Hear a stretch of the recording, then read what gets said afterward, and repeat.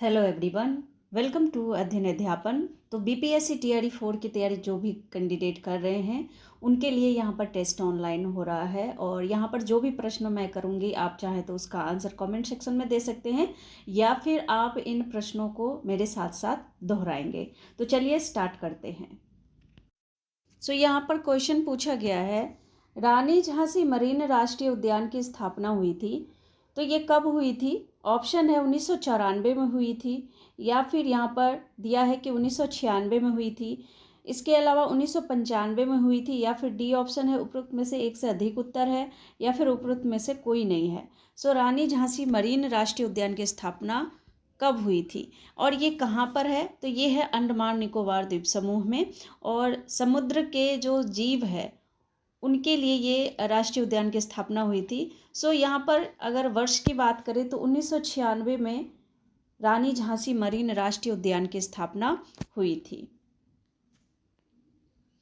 निम्नलिखित में से कौन सा भारत में स्थापित प्रथम राष्ट्रीय उद्यान है? जो भारत में प्रथम राष्ट्रीय उद्यान है वो कौन सा है?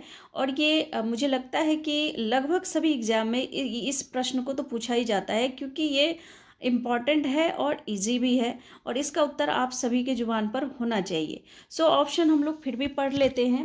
मुझे लगता है कि आप लोगों में से बहुत सारे ऐसे कैंडिडेट हैं जिनको इनका आंसर पता होगा। यहाँ पर पहला है चंदोली राष्ट्रीय उद्यान है, बी है जिम कॉर्बेट राष्ट्रीय उद्यान, सी है गिर वन राष्ट्रीय उद्यान, डी है उपरोक्त में से एक से अधिक या फिर ई है उपरोक्त में से कोई नहीं। आप वीडियो को पॉज करके भी इसका उत्तर बता सकते हैं। आपको जितने देर यहाँ पर सोचना है सोच लीजिए वीडियो को पॉज करके। यहाँ पर आंसर अगर मैं बात करूँ तो जिम कॉर्बेट राष्ट्रीय उद्यान जो है वो भारत में स्थापित प्रथम राष्ट्रीय उद्यान है। हमारा ऑप्शन यहाँ पर क्या हो जाएगा? बी ऑप्शन जो है यहाँ पर बिल्कुल करेक्ट होगा। नेक्स्ट क्वेश्चन पूछा गया है कि वर्षा की जो मात्रा होती है वो किस पर निर्भर करती है? यहाँ पर ऑप्शन दिया है वायु दाब पर निर्भर करती है, वायुमंडल में नमी पर निर्भर करती है या फिर जो जल चक्र होता है उस पर निर्भर करती है या फिर उपरोक्त में से एक से अधिक उत्तर हो सकता है या फिर उपरोक्त में से कोई उत्तर नहीं है। यहाँ पर बात करें तो वर्षा की जो मात्रा है वो किस पर निर्भर करती है? तो ये आपके वायुमंडल में जो नमी होती है ना उस पर निर्भर करती है। तो वर्षा की मात्रा किस पर निर्भर करती है? वायुमंडल में नमी पर वर्षा की मात्रा निर्भर करती है। Answer here is B option. Next question, Bhopal gas त्रासदी का कारण जो था वो क्या था? जो भोपाल गैस त्रासदी हुई थी वो किस वजह से हुई थी, क्या कारण था उसका? ऑप्शन है यहाँ पर मिथाइल आइसोसाइनेट का रिसाव होने की वजह से, नाइट्रोजन डाइऑक्साइड का रिसाव होने से या फिर सल्फर डाइऑक्साइड का रिसाव होने से और उपरोक्त में से एक से अधिक या फिर उपरोक्त में से कोई नहीं।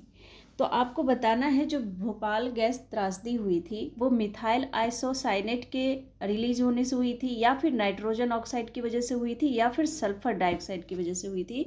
किसकी वजह से हुई थी ये त्रासदी वो आपको बताना है। आपका आंसर क्या होना चाहिए? तो बिल्कुल यहाँ पर मिथाइल आइसोसाइनेट, इसको रट लीजिए, इसी के रिसाव की वजह से भोपाल गैस त्रासदी हुई थी। यहाँ पर हमारा ऑप्शन हो जाएगा ए। ऑप्शन क्या है हमारा? ए ऑप्शन है। नेक्स्ट क्वेश्चन है कि निम्नलिखित में से कौन सी चट्टान प्रणाली भारत में नवीनतम है? नया पूछा है, भारत में नवीनतम है। तो पहला है विंध्यन, फिर बी है गोंडवाना, तीसरा है धारवाड़ या फिर उपरोक्त में से एक से अधिक या उपरोक्त में से कोई नहीं। यहाँ पर कौन सी चट्टान प्रणाली भारत में नवीनतम है? यहाँ पर ऑप्शन क्या होगा हमारा? गोंडवाना। गोंडवाना लैंड जो है ये भारत की जो चट्टान प्रणाली है उसमें नवीनतम है यानी नया है। गोंडवाना यानी यहाँ पर बी ऑप्शन बिल्कुल सही है। नेक्स्ट क्वेश्चन दिया गया है कि भारतीय संसद द्वारा वन संरक्षण अधिनियम किस वर्ष में अधिनियमित किया गया था?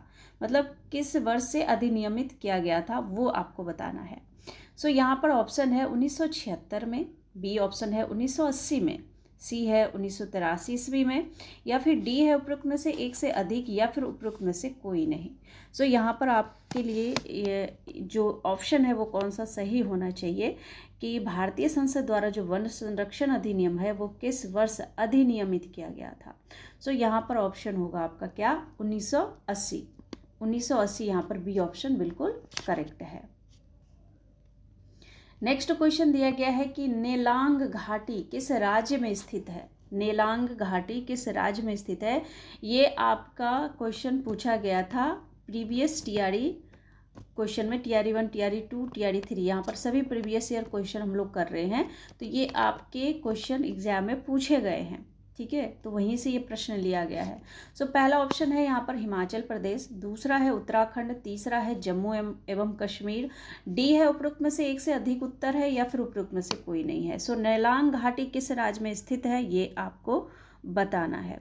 तो नेलांग घाटी जो है ना वो उत्तराखंड में स्थित है। सो यहाँ पर बी ऑप्शन जो है बिल्कुल सही होगा। नेक्स्ट क्वेश्चन दिया गया है कि भारत के जो पश्चिमी तटीय मैदान के उत्तरी भाग को किस अन्य नाम से भी जाना जाता है। भारत के जो पश्चिमी तटीय मैदान के जो उत्तरी भाग है उसको अन्य नाम से भी जाना जाता है, वो नाम कौन सा है। क्या उसे हम कोरोमंडल कहते हैं, या फिर मालाबार कहते हैं, या फिर कोंकण तट कहते हैं, या फिर डी उपरोक्त में से एक से अधिक उत्तर है, या फिर ई उपरोक्त में से कोई नहीं है। सो यहाँ पर आंसर क्या होना चाहिए, बिल्कुल हम कोंकण तट को, पश्चिमी तटीय मैदान के उत्तरी भाग को किस नाम से जानते हैं, कोंकण तट के नाम से भी जानते हैं। सो सी ऑप्शन यहाँ पर बिल्कुल करेक्ट होगा। नेक्स्ट क्वेश्चन है यहाँ पर कि निम्नलिखित दर्रों में से, दर्रों होगा यहाँ पर, किसके होकर लेह जाने का रास्ता है। पहला ऑप्शन है जोजिला दर्रा, फिर बी है शिव किला दर्रा, सी है चुम्बी घाटी, डी है उपरोक्त में से एक से अधिक, या फिर ई है उपरोक्त में से कोई नहीं। सो ये यहाँ पर जो आप देख रहे हैं ये कौन सा दर्रा है, ये है जोजिला दर्रा, यानी कि ए ऑप्शन जो है ना यहाँ पर बिल्कुल सही है। सो ए ऑप्शन यहाँ पर सही होगा। सो यहाँ पर आपका ऑप्शन हो जाएगा ए। नेक्स्ट क्वेश्चन देखते हैं। नेक्स्ट क्वेश्चन दिया गया है कि भारत में निम्नलिखित में से कौन सा राज्य देश की 70% से अधिक कॉफ़ी का उत्पादन करता है। तो भारत का ऐसा कौन सा राज्य है जो देश की 70% से अधिक कॉफ़ी का उत्पादन करता है। ऑप्शन है आपके सामने तमिलनाडु, बी ऑप्शन है कर्नाटक, सी है महाराष्ट्र, डी है उपरोक्त में से एक से अधिक, या फिर ई उपरोक्त में से कोई नहीं। सो कौन सा ऑप्शन यहाँ पर सही होना चाहिए। सो कर्नाटक एक ऐसा राज्य है जो देश के 70% से अधिक कॉफ़ी का उत्पादन करता है। सो हमारा आंसर होगा कर्नाटक, यानी कि बी ऑप्शन। सो ये क्वेश्चन रिपीट हो गया है। नेक्स्ट क्वेश्चन, नेक्स्ट दिया गया है कि भारतीय प्रायद्वीप की सबसे ऊंची चोटी कौन सी है। सो यहाँ पर ऑप्शन है उटकमंड, बी है अनाईमुड़ी, सी है डोडा बेटा, डी है उपरोक्त में से एक से अधिक, और ई है उपरोक्त में से कोई नहीं।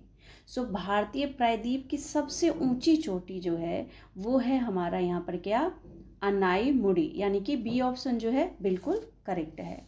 सो यही जो चित्र में आप देख रहे हैं ये अनाईमुड़ी ही चोटी है, ठीक है। सो यहाँ पर ये आंसर आपका सही होगा। नेक्स्ट क्वेश्चन दिया गया है कि निम्नलिखित में से किस राज्य का क्षेत्रफल सबसे अधिक है। क्षेत्रफल पूछा है यहाँ पे। तो यहाँ पर पहला ऑप्शन है बिहार, दूसरा है हरियाणा, तीसरा है राजस्थान, डी उपरोक्त में से एक से अधिक, और ई है उपरोक्त में से कोई नहीं। सो आप यहाँ पर तस्वीर देख रहे हैं तो उससे आपको आइडिया लग गया होगा कि जो ऑप्शन है क्या है, राजस्थान है। तो राजस्थान जो है ना, राजस्थान का क्षेत्रफल सबसे अधिक है। सो नेक्स्ट क्वेश्चन देखते हैं हम लोग। नेक्स्ट क्वेश्चन दिया है कि पहला व्यक्ति जिसने चंद्रमा पर अपना पैर रखा था वो कौन है। पहला ऑप्शन है लियोनोव, और बी है नील आर्मस्ट्रॉन्ग, सी है माइकल कॉलिंस, और डी और ई में से बताइए, या फिर कोई उत्तर आपके हिसाब से होना चाहिए। सो यहाँ पर ये मुझे लगता है कि सभी को पता होगा, ये प्रश्न पूछा गया था, मैं अपने मन से ये प्रश्न नहीं दे रही हूँ। सो यहाँ पर नील आर्मस्ट्रॉन्ग, यानी कि बी ऑप्शन बिल्कुल करेक्ट है। और यहाँ पर अगर देखें तो नेक्स्ट क्वेश्चन जो है आपका वो है ताती पाका तेल शोधनशाला किस राज्य में अवस्थित है। सो पहला ऑप्शन है आंध्र प्रदेश, दूसरा है उत्तर प्रदेश, तीसरा है कर्नाटक और डी है उपरोक्त में से एक से अधिक या फिर ई उपरोक्त में से कोई नहीं। तो ताती पाका तेल शोधनशाला, तो इस तरह के प्रश्न आप लोग जरूर तैयार रखें। तो इस तरह के प्रश्न पूछे गए थे और ये अगर यहाँ पर ऑप्शन देखें तो आंध्र प्रदेश में जो है ये ताती पाका तेल शोधनशाला है। सो यहाँ पर ए ऑप्शन जो है बिल्कुल आपके लिए सही है। सो नेक्स्ट क्वेश्चन, और ये आपके लिए यहाँ पर होमवर्क है, आप इसका उत्तर कमेंट सेक्शन में बताएंगे। तो यहाँ पर पूछा गया है कि हरित क्रांति किससे संबंधित है। पहला है दुग्ध के उत्पादन से, बी है दलहन उत्पादन से, सी है खाद्यान्न उत्पादन से और डी है उपरोक्त में से एक से अधिक या फिर यहाँ पर ई ऑप्शन है उपरोक्त में से कोई नहीं। सो यहाँ पर कौन सा ऑप्शन सही होगा ये आंसर जो है आप कमेंट सेक्शन में लिखेंगे, ठीक है। तो ये रहा आज का इम्पॉर्टेंट क्वेश्चन। अगर वीडियो पसंद आए तो वीडियो को लाइक, शेयर और सब्सक्राइब जरूर कीजिए चैनल को। सो मिलती हूँ अगले वीडियो में, तब तक के लिए thank you and thanks for watching.